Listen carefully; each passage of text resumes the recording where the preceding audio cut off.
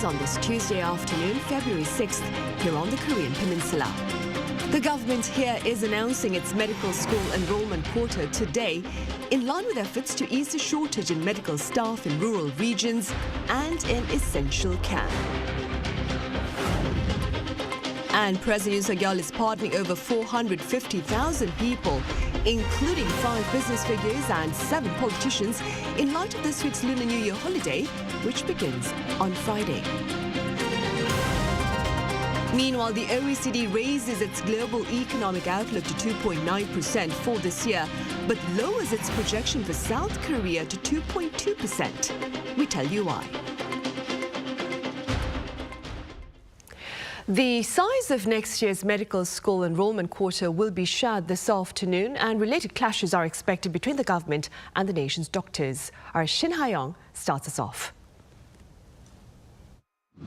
An announcement regarding an increase in annual admission quotas at medical schools is expected on Tuesday to tackle doctor shortages in areas outside the capital as well as in essential medical areas.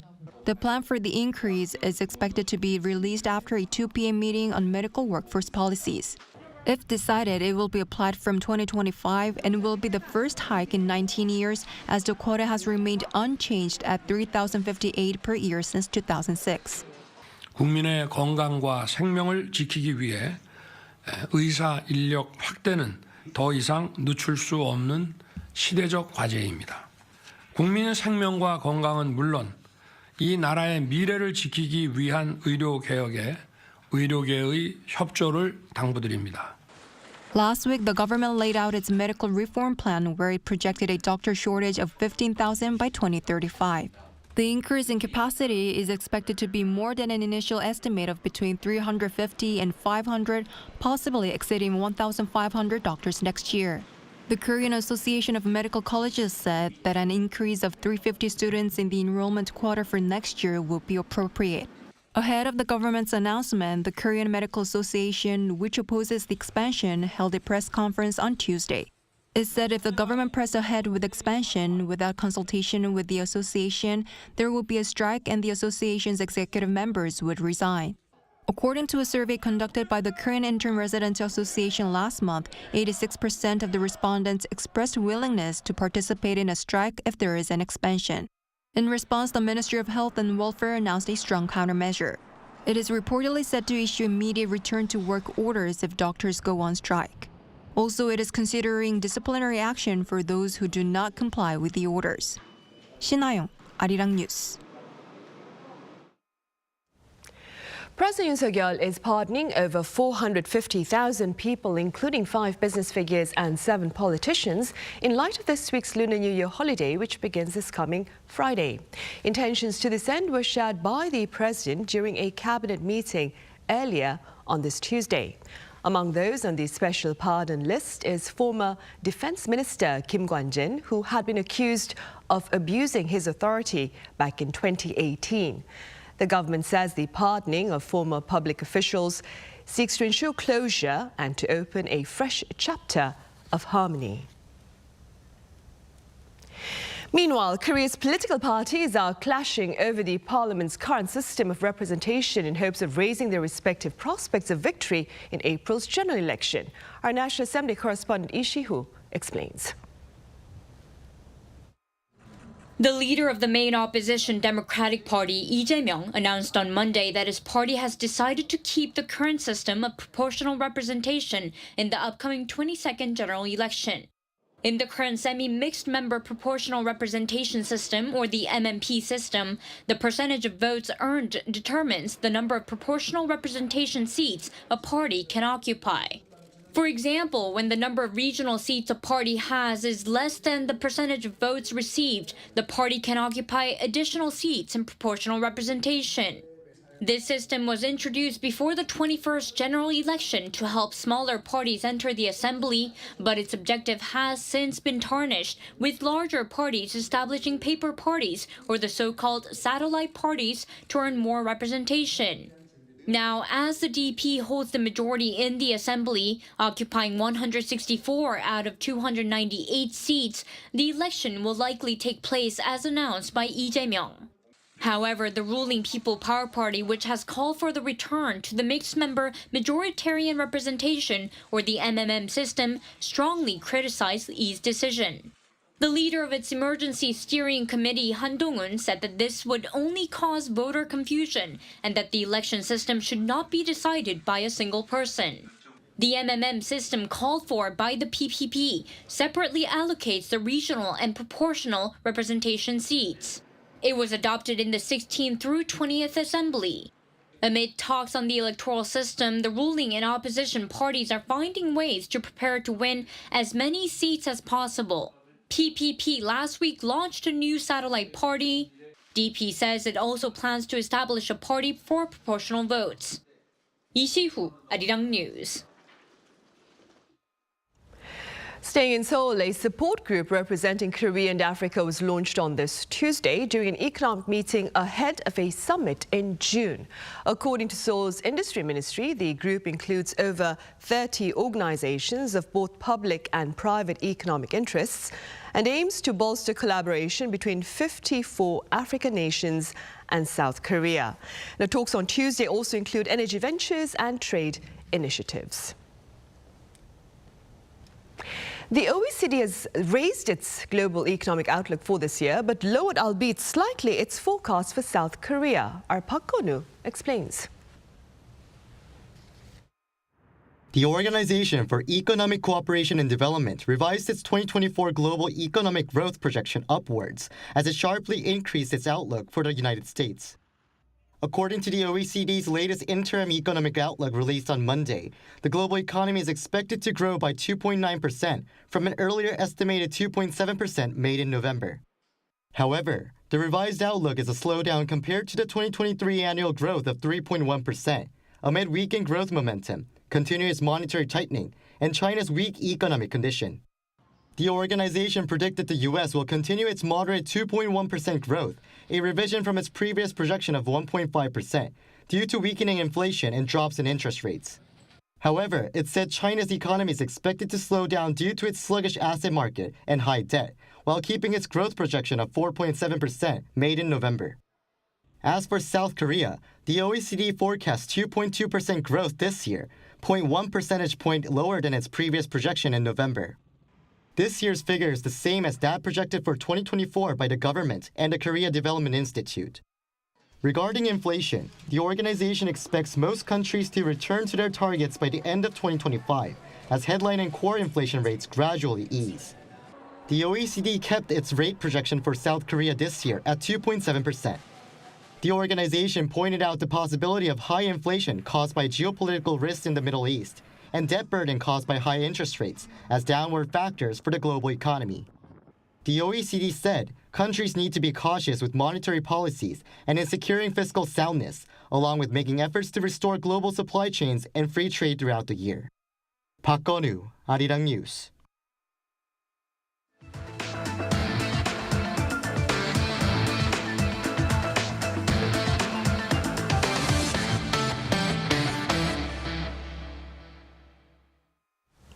Washington says Pyongyang's cruise missile testings are, quote, deeply destabilizing. The State Department Deputy Spokesperson Vedant Patel added that such actions by North Korea serve to raise risks within the Indo-Pacific region. The remarks were made to reporters as the regime engages in a series of cruise missile launches, which it claims include fresh nuclear capabilities. Meanwhile, in a separate press briefing, Pentagon Press Secretary Patrick Ryder underscored the, quote, excellent relationship among South Korea, the U.S. and Japan against North Korean threats. In the UK, concerns and well-wishes have been expressed and shared following news of King Charles's cancer diagnosis. Our Lee Seung-jae reports. Buckingham Palace said Monday that King Charles III had been diagnosed with cancer.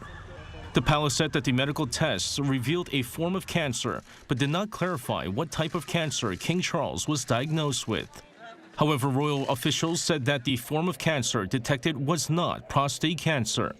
The remarks come after the 75-year-old monarch went to a London hospital for a corrective procedure for an enlarged prostate last month, leading to prostate cancer speculation. With Charles beginning treatment, he will take a break from his public-facing duties, as recommended by doctors, but will continue his official state duties. Other senior royals, including Queen Camilla and Prince William, will reportedly cover public engagements. Meanwhile, Prince Harry will travel to London to be at his father's side in the coming days.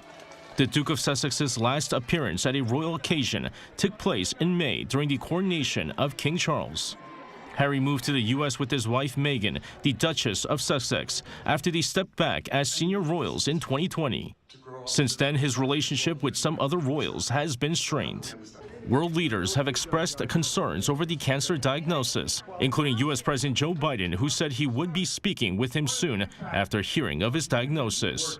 이승재, Arirang News. Thank you. And over in the U.S., female artists took home the top honors at this year's Grammys, while their K-pop counterparts did not make it onto the nomination list this time around. Our Yoon reports. On Sunday night at the Crypto.com Arena in Los Angeles, the 66th Annual Grammy Awards honored the year's best recordings, compositions, and artists.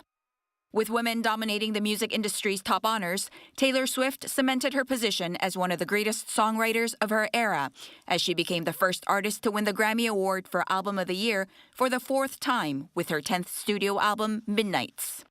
Miley Cyrus won Record of the Year for Flowers, Billie Eilish won Song of the Year for What Was I Made For, and R&B singer-songwriter Victoria Monet won Best New Artist.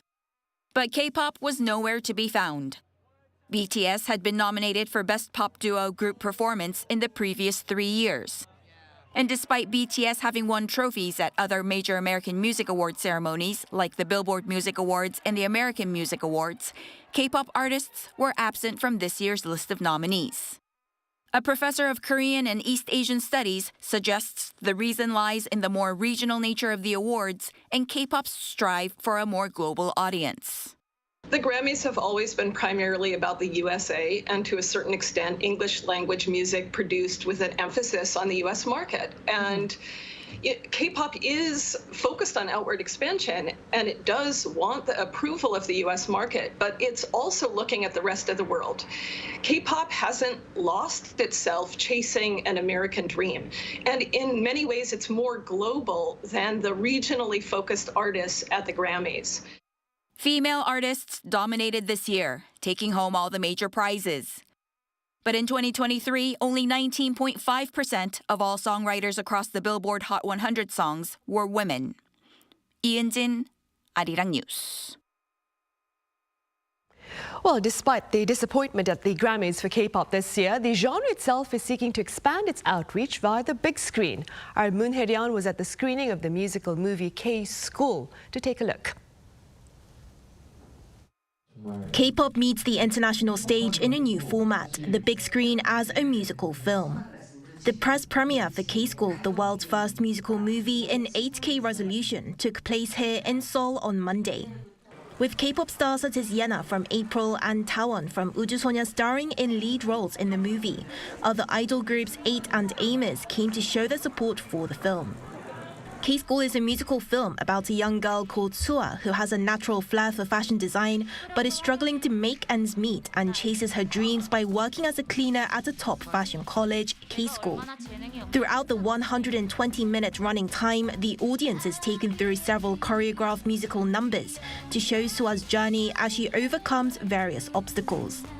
The film won awards in 4 different categories at the Toronto International Nollywood Film Festival in 2022, including in the musical theme film category and the Viewer's Choice Award. Director Bang Mi-kyung, who also won the Best Female Filmmaker Award in the international category, explained that the film was able to resonate with the global audience due to the message it delivers. This is a film about dreams. Dreams aren't just for young people. People can also have new dreams later in life. I planned and produced this content for a global audience because I thought it would resonate with everyone. She also spoke of K-pop's global popularity and how it influenced the film. K-pop idols are able to sing and dance and are also good actors. So something that combined all of these traits was a musical based on K-pop. As for the K-pop stars featured in K-Score, they talked about how fan support meant a lot to them as the release of the movie was delayed by 3 years due to COVID-19. I was really nervous since it was my debut on the big screen. But now that 3 years have gone by since I began shooting and the film will be seen by audiences, I just hope that it will receive a lot of love. Those wanting to check out the movie can do so at cinemas across South Korea from February 21st. 문혜련, Arirang News.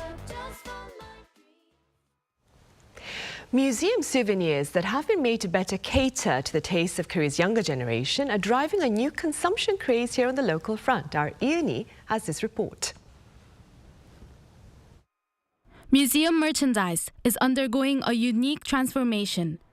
By having the aesthetic appeal and practicality of certain replicas enhanced, they are captivating the younger generation, creating widespread interest on social media. A miniature of the pensive Bodhisattva statue, famous for its smile and a designated national treasure, is the best-selling item. As the original replica of the statue was seen as unappealing to people in their 20s and 30s due to its size, the National Museum Foundation of Korea created the miniature version to make the statue more accessible. Another national treasure is the Baekje Gilt Bronze Incense Burner.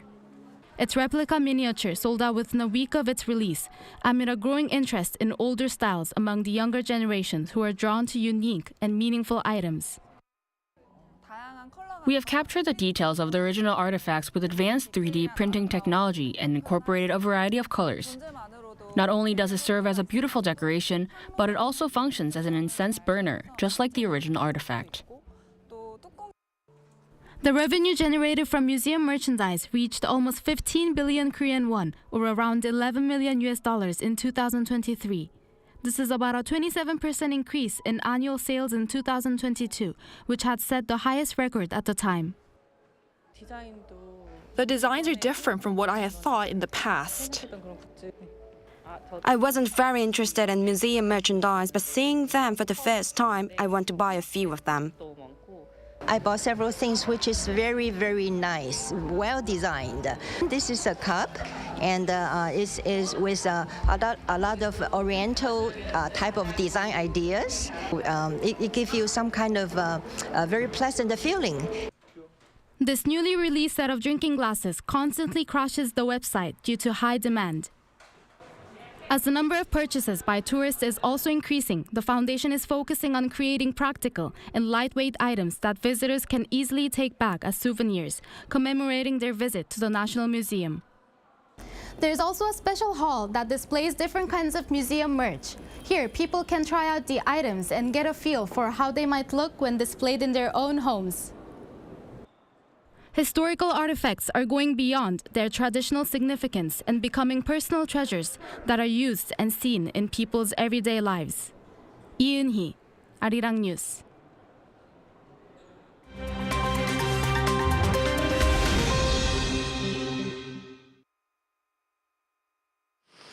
Let's take a look at the latest news in the world now.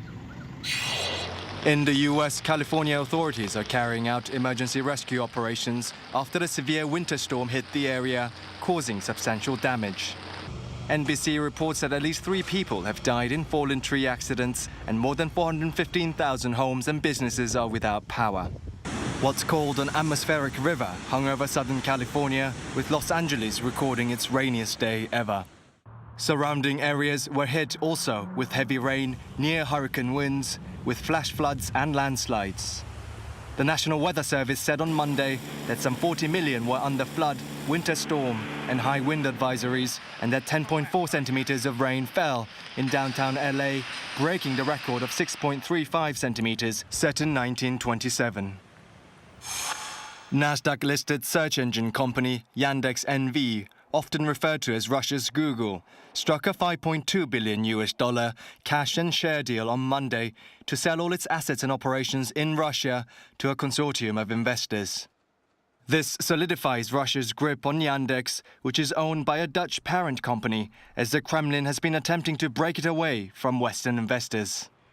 The decision comes as a result of some 18 months of negotiations between the Kremlin and Yandex. Although Yandex's market capitalization was around $10.2 billion, the Russian government's mandatory demand of a discount of at least 50% to fair value involving foreign asset sales brought down the final price to half of its value. In 2021, before Russia invaded Ukraine, Yandex was valued at around $30 billion. In Pakistan, at least 10 police officers were killed and 6 injured in Monday's pre-dawn attack by armed militants on a police station in Dera Ismail Khan, near the border with Afghanistan. The militants began the attack with sniper rifle at around 3 a.m. local time before entering the building armed with guns, grenades and rockets. No group has claimed responsibility for the attack. However, Pakistan has seen a resurgence of attacks by Islamist militants since 2022, when a ceasefire agreement between Pakistani Taliban and the government ended. 2 months ago, a suicide bomber detonated a vehicle filled with explosives outside a police station in the same district, killing at least 23 and wounding 32. In El Salvador, President Nayib Bukele won re-election on Sunday after securing a victory by a large margin.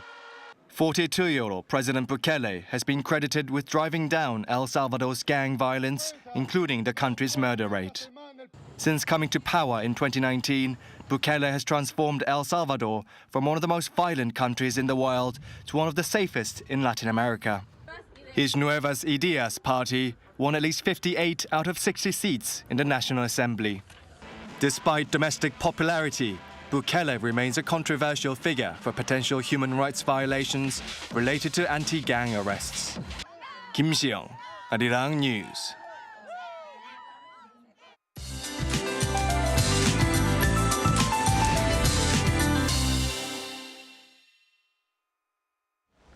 Hello, I'm Lee Ji-hyun with the latest weather updates. On and off snow and rain continued all day yesterday in the capital, and parts of Gangwon-do province, including Gangneung and Hongcheon, saw massive snowfall of more than 30 centimeters. Please stay safe on the road. Well, most of the snow has let up except in some southern areas and mountainous regions on Jeju, with more snow in the forecast for today. Starting off the day, 1 to 7 degrees lower than yesterday in most parts, and highs should go up to similar to Monday, hovering slightly above season norms. Seoul sees a high of 5 degrees Celsius this afternoon. Then Wednesday looks to be chillier but sunnier than today. Checking on today's highs for other regions, Daegu and Gwangju see highs of 7 degrees, Busan, Jeju topping out at 9 degrees Celsius this afternoon. Mostly cloudy skies are in store for most places today. Promising weather is on tap for the Seollal holiday weekend under much brighter skies nationwide, so the weather will not affect your travel plans. That's Korea for you, and here's a look at the international weather conditions.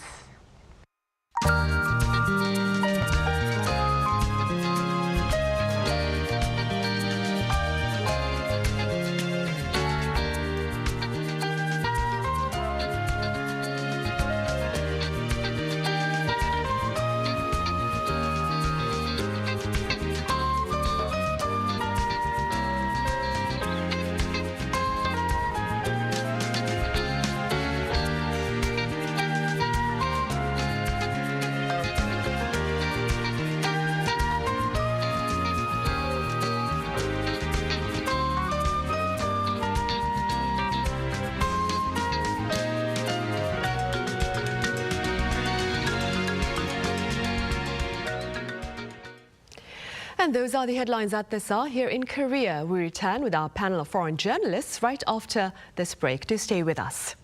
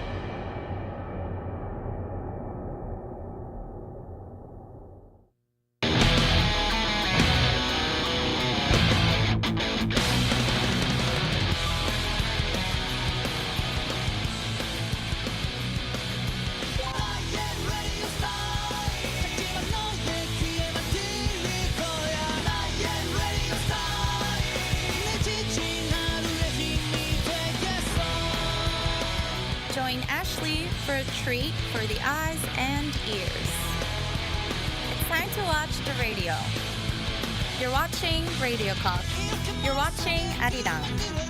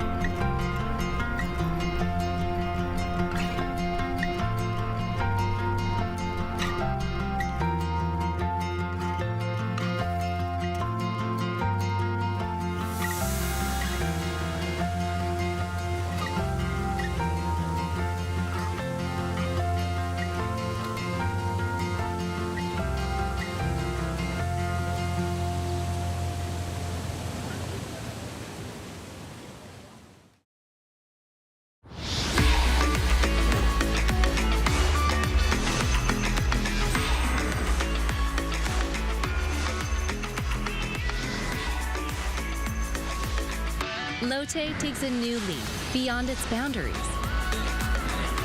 Our change will lead to better lives for all. New Lotte, the power of a better world. New today, better tomorrow. Lotte.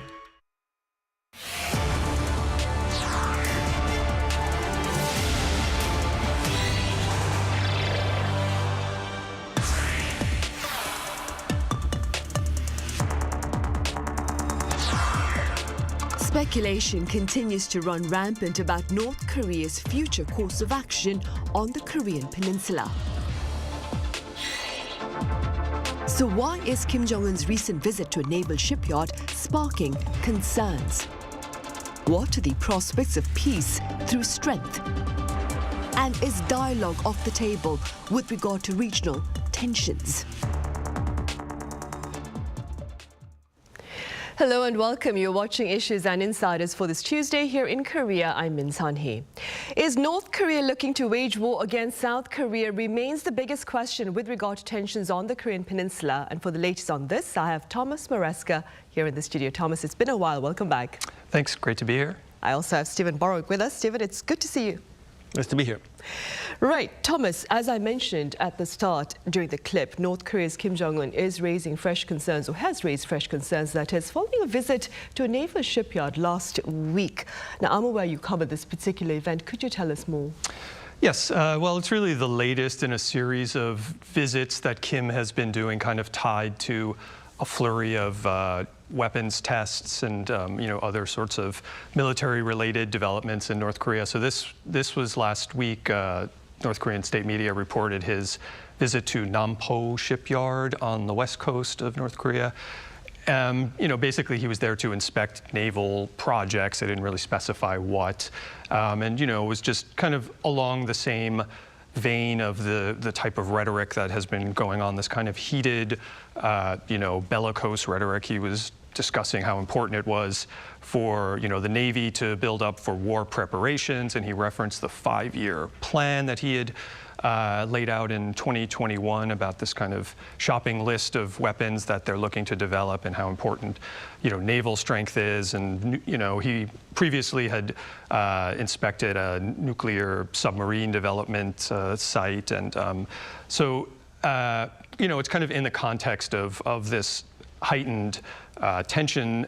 I think one thing that maybe stuck out to some observers about this particular visit was this is the first time that we think he was reported to have visited this particular shipyard on the West Coast, in any kind of a military context. Usually subs and submarine-launched missiles have been developed on Sinpo shipyard on the East Coast. So and that West Coast, that West Sea, Yellow Sea, has been the site of a lot of tensions and provocations recently.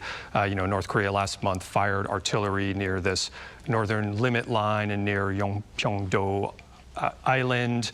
And Kim has specifically referenced that de facto maritime border as a real point of contention. He said last month that if South Korea even violates it by like 1,000th of a millimeter, it would be a war provocation. And that kind of is also in line with just the level of almost North Korea seems to be kind of giving themselves a rhetorical runway to do something, to say, see, we told you, and so that's, and a lot of that action now is focused on that side of the country and that sea. So that's something that maybe people are keeping an eye on. Is there something happening on the west coast and that West Sea to be concerned with? Right, indeed, which is why the biggest question, like I mentioned earlier, Stephen, is North Korea weighing war with South Korea? Now, based on your interactions with pundits regarding this particular issue, what are your thoughts? The consensus I've come away with is that there's no immediate indication that a war is in the offing. I don't think North Korea has said anything or done anything that they couldn't later back away from, or that doesn't kind of rhyme with things that they've already done before. I mean, one move that they made that got a lot of attention was this branding of South Korea as an enemy, and saying that they were, no longer interested in peaceful reunification, that they were going to, from there on, consider South Korea to be an antagonistic state. Or North Korea has said things like that before, and North Korea's constitution still is as of yet unchanged, and they still do consider the whole Korean Peninsula to be their territory, and they still do think, at least on paper, they still do consider South Korea to be a part of the same country, not an antagonistic country. And I know Kim Jong-un has mentioned that he doesn't want to change that, but until they actually do, I think the situation is pretty fluid. And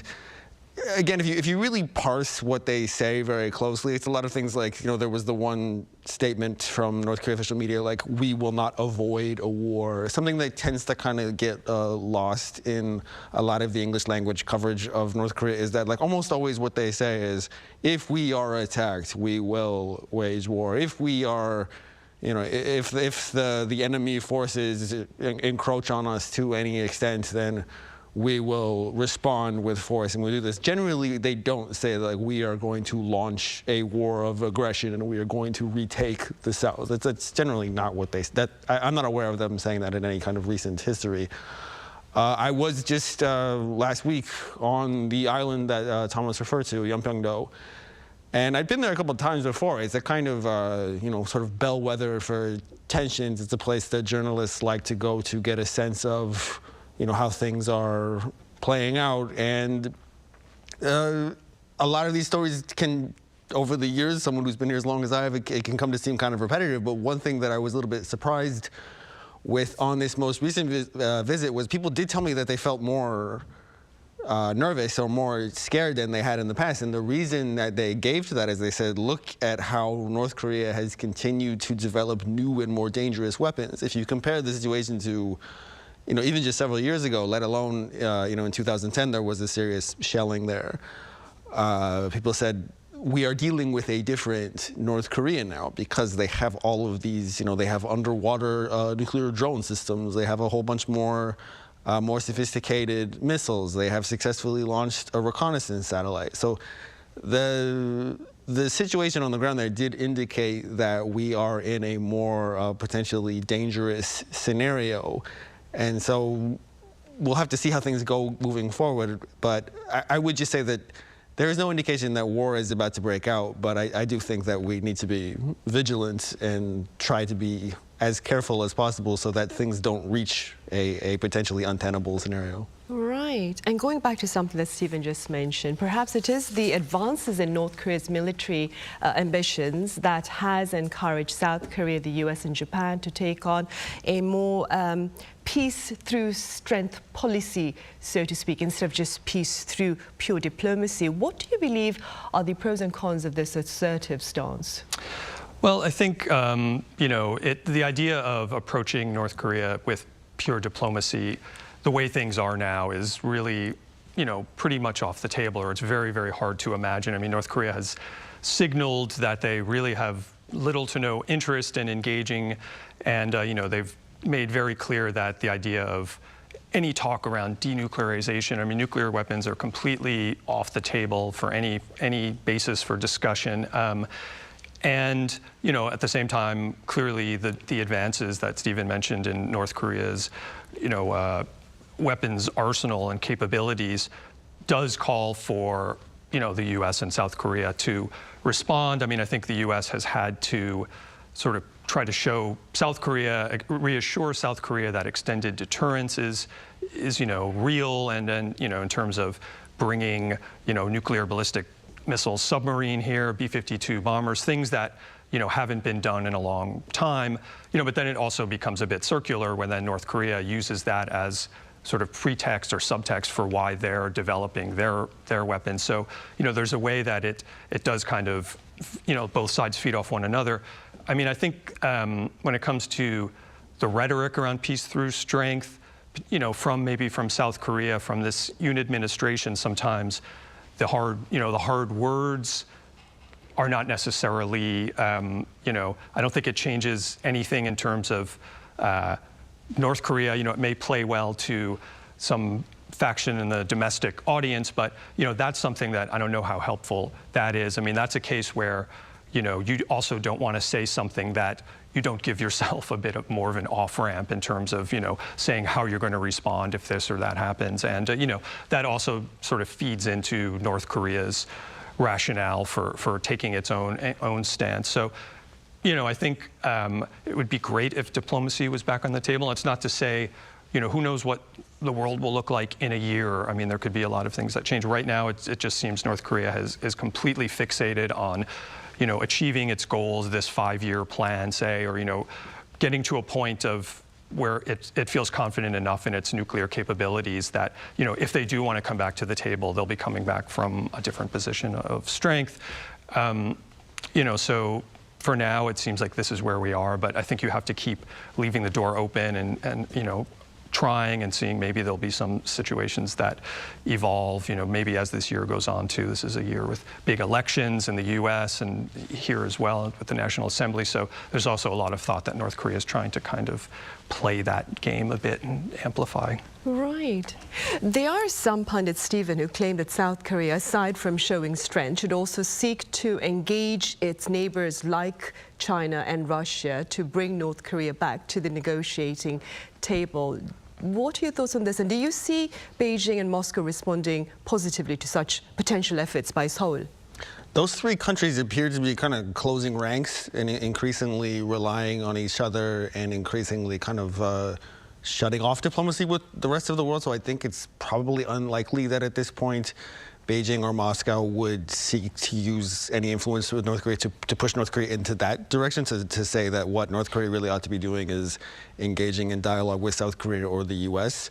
I think that's unlikely. We've seen, particularly when it comes to North Korea and Russia, we've seen that these are two countries who are in kind of similar positions of isolation and have discovered that they can work together to benefit each other. Russia is in the midst of a very long and brutal slog in its war in Ukraine, and it's, access to simple munitions has emerged as this really important variable in that conflict. Which side can just replenish its arms on the front line appears to be making a big difference as to how that goes in the coming months. And so North Korea has stepped in there, and North Korea also has something that it wants from Moscow and with regard to technical help for its nuclear programs and its space exploration programs and all the rest. So those are two countries that I think have always had kind of cordial relationships, but have also sort of tried to appear a little bit more ambiguous internationally, have tried to allude that they are interested in engaging in, with a sort of a free world, for lack of a better term, the kind of more democratic-led world order.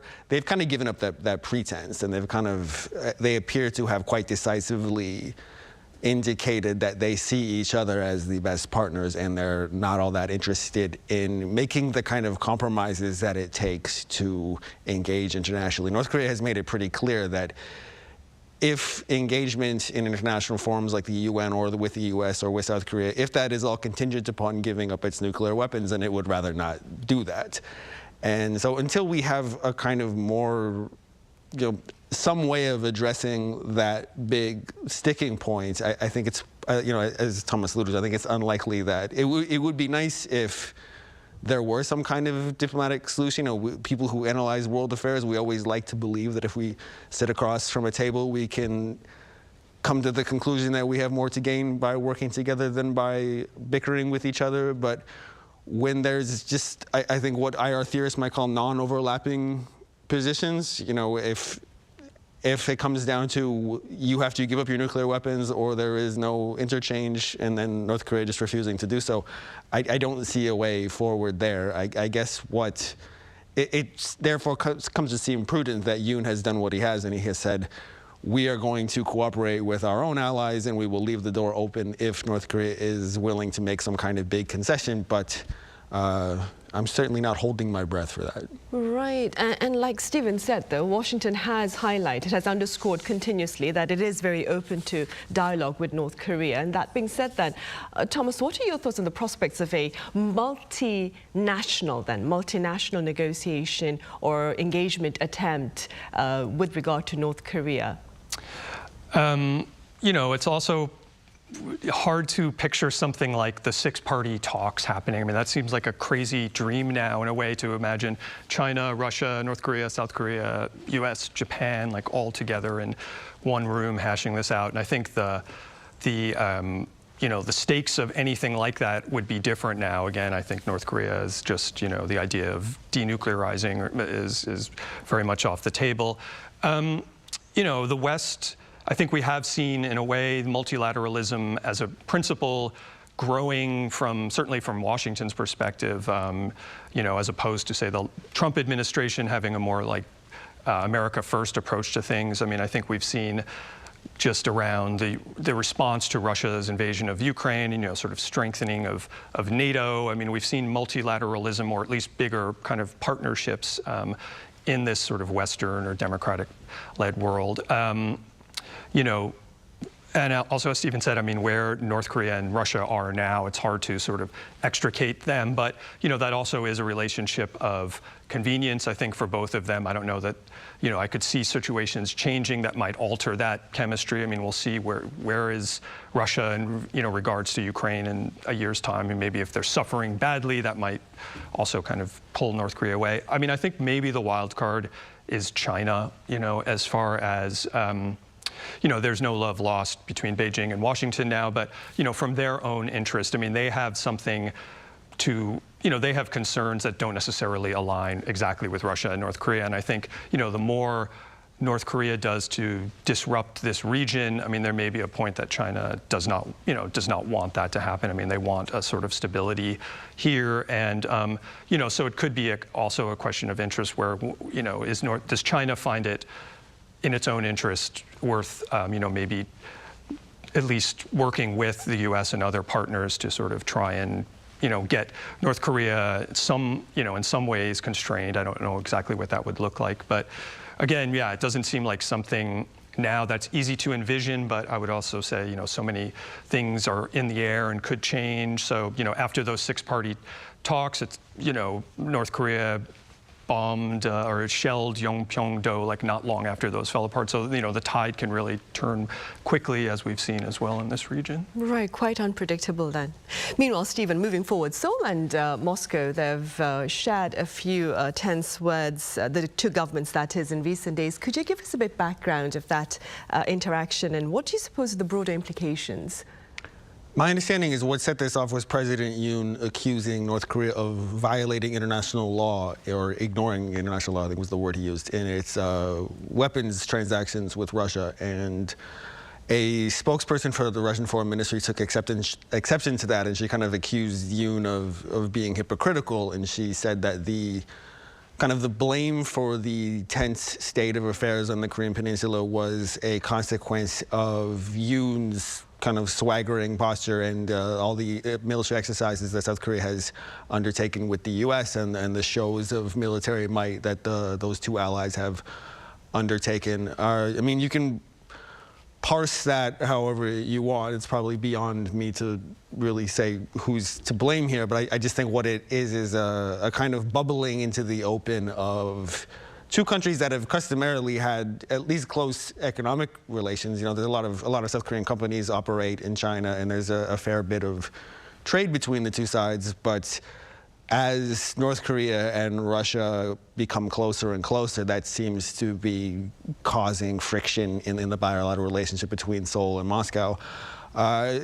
This is probably the most public explosion that these two sides have had, and at least as of now, it's basically just on the level of rhetoric.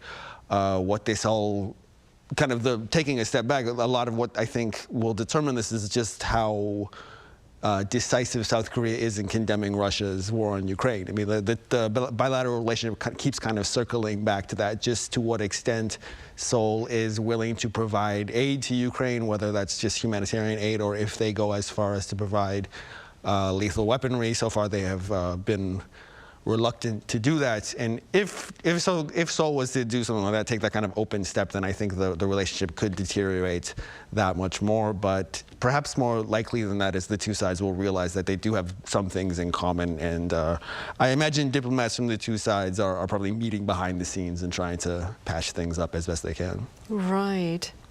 Thomas, separately, earlier last week, North Korean workers based in China clashed with their regime's ruling party over unpaid wages. Could you tell us a bit more about this, including, of course, the broader concerns of this rather, what pundits called unprecedented conflict?